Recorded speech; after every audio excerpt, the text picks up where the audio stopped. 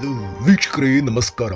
ಮಧ್ಯಪ್ರಾಚ್ಯದಲ್ಲಿ ಆಗುತ್ತಿದ್ದಂತಹ ರಕ್ತದೊಕ್ಕಳಿಗೆ ಕಾರಣವಾದಂಥ Israel ಮತ್ತು ಹಿಜ್ಬುಲ್ ನಡುವಿನ ಯುದ್ಧ ಕೊನೆಯಾಗುವಂತ ಸಾಂಕೇತಿಕ ಸಂಕೇತಗಳು ಕಾಣುತ್ತಿವೆ.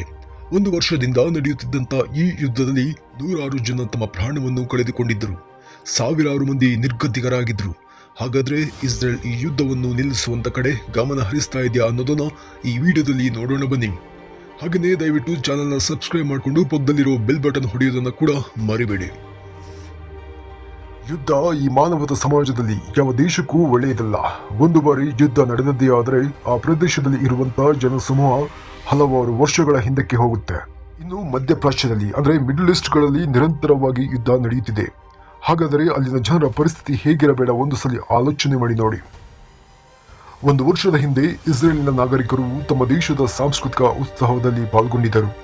ಏನೂ ಅರಿಯದಂತ ಆ ಒಂದು ಅಮಾಯಕ ಜನ ತಮ್ಮ ಪಾಡಿಗೆ ತಾವು ಖುಷಿಯಲ್ಲಿ ಇರಬೇಕಾದ್ರೆ ಏಕಾಏಕಿಯಾಗಿ ಹಿಜ್ಬುಲ್ಲಾ ಉಗ್ರ ಸಂಘಟನೆ ಅವರ ಮೇಲೆ ದಾಳಿ ಮಾಡಿ ರಕ್ತದೋಕಳಿಯನ್ನೇ ಹರಿಸಿತ್ತು.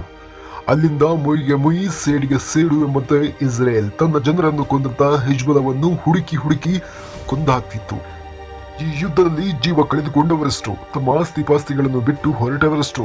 ಆದರೂ ಯುದ್ಧ ತಣ್ಣಗಾಗುವ ಯಾವ ಲಕ್ಷಣವೂ ಕಾಣಿಸಲಿಲ್ಲ. ಆದರೆ ಇತ್ತೀಚೆಗೆ ಇಸ್ರೇಲ್ ಶಾಂತಿ ಒಪ್ಪಂದದ ಬಗ್ಗೆ ಮಾತಾಡ್ತಾ ಇದೆ. ಇದಕ್ಕೆ ಅಂತಾರಾಷ್ಟ್ರೀಯ ಮಟ್ಟದಿಂದ ಬಂದಂತ ಪ್ರೆಷರ್ ಕೂಡ ಒಂದು ಕಾರಣ ಅಂತ ಕೂಡ ಹೇಳಲಾಗಿದೆ. ಪ್ರಧಾನಿ ಬೆಂಜಮಿನ್ ನೆತಾನ್ಯಾಹು ಅವರು ಇಸ್ರೇಲ್ ಅಧಿಕಾರಿಗಳೊಂದಿಗೆ ಭದ್ರತಾ ಸಮಾಲೋಚನೆಯ ನಂತರ ಮಂಗಳವಾರ ಕದನ ವಿರಾಮಕ್ಕೆ ಸಹಿ ಹಾಕುವ ಬಗ್ಗೆ ಮುನ್ಸೂಚನೆಯನ್ನ ನೀಡಿದ್ದಾರೆ. ಈ ಬಗ್ಗೆ ಮಾಹಿತಿ ನೀಡಿದಂತ ಇಸ್ರೇಲ್ ಸರ್ಕಾರದ ವಕ್ತಾರರು, ನಾವು ಒಪ್ಪಂದದತ್ತ ಸಾಗುತ್ತಿದ್ದೇವೆ, ಆದರೆ ಇನ್ನೂ ಕೆಲವು ಸಮಸ್ಯೆಗಳನ್ನು ಪರಿಹರಿಸಬೇಕಾಗಿದೆ ಎಂದು ಕೂಡ ಹೇಳಿದರು. ವರದಿಯ ಪ್ರಕಾರ ಕದನ ವಿರಾಮದ ಮಧ್ಯಸ್ಥಿಕೆಯನ್ನು ಅಮೆರಿಕ ವಹಿಸಿಕೊಳ್ಳಲಿದೆ ಎಂದು ತಿಳಿದು ಬಂದಿದೆ. ಈ ಪ್ರಸ್ತಾಪ ಚರ್ಚೆಯಾದ ನಂತರ ಹಿಜ್ಬುಲ್ಲಾ ತನ್ನ ಕಡೆಯಿಂದ ರಾಕೆಟ್ ದಾಳಿಯನ್ನ ನಿಲ್ಲಿಸಿದೆ. ಕದನ ವಿರಾಮದ ಮಾತುಕತೆಯ ಅಂಶಗಳೇನು ಹಾಗಾದ್ರೆ? ಇಸ್ರೇಲ್ ಮತ್ತು ಹಿಜ್ಬುಲ್ಲಾ ನಡುವಿನ ದೀರ್ಘಕಾಲದ ಯುದ್ಧದಲ್ಲಿ ಅಮೆರಿಕ, ಯುರೋಪಿಯನ್ ಯೂನಿಯನ್ ಮತ್ತು ವಿಶ್ವಸಂಸ್ಥೆಯ ಇತ್ತೀಚಿನ ದಿನಗಳಲ್ಲಿ ಕದನ ವಿರಾಮಕ್ಕೆ ಒತ್ತಾಯಿಸ್ತಾ ಇದ್ರು. ಕದನ ವಿರಾಮದ ಒಪ್ಪಂದದ ಕುರಿತು ನಿರ್ಧರಿಸಲು ಇಸ್ರೇಲ್ನ ಅಧಿಕಾರಿಗಳು ಮಂಗಳವಾರ ಸಂಜೆ ಸಭೆ ಸೇರಲಿದ್ದಾರೆ. ಈ ತಿಂಗಳ ಆರಂಭದಲ್ಲಿ ಇಸ್ರೇಲ್ ಮತ್ತು ಹಮಾಸ್ ಯುದ್ಧದ ಪ್ರಮುಖ ಭಾಗವಾಗಿದ್ದಂಥ ಕತಾರ್ ಹಿಂದೆ ಸರಿದಿತ್ತು.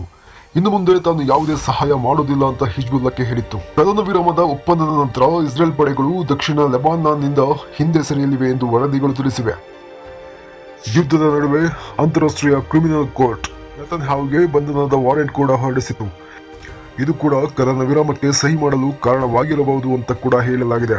ಗಾಜಾ ಪಟ್ಟಿ, ಲೆಬನಾನ್, ಇರಾನ್ ಗಡಿಗಳಲ್ಲಿ ಯುದ್ಧ ಮಾಡುತ್ತಿರುವಂತಹ ಇಸ್ರೇಲ್ನ ಸೈನಿಕರಿಗೆ ಮದ್ದುಗುಂಡುಗಳು ಮತ್ತು ಆರೋಗ್ಯದ ಸಮಸ್ಯೆಗಳನ್ನು ಕೂಡ ಅವರು ಎದುರಿಸ್ತಾ ಇದ್ದಾರೆ.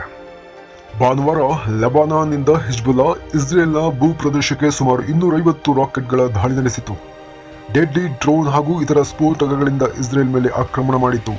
ಇಸ್ರೇಲ್ನ ಪ್ರಮುಖ ನಗರವಾದ ಟೆಲ್ ಅವೀವ್ ಮತ್ತು ದಕ್ಷಿಣ ಇಸ್ರೇಲ್ ಸೇರಿದಂತೆ ಇತರ ಪ್ರದೇಶಗಳನ್ನು ಗುರಿಯಾಗಿಸಿಕೊಂಡು ಈ ದಾಳಿಗಳನ್ನು ನಡೆಸಲಾಗಿತ್ತು.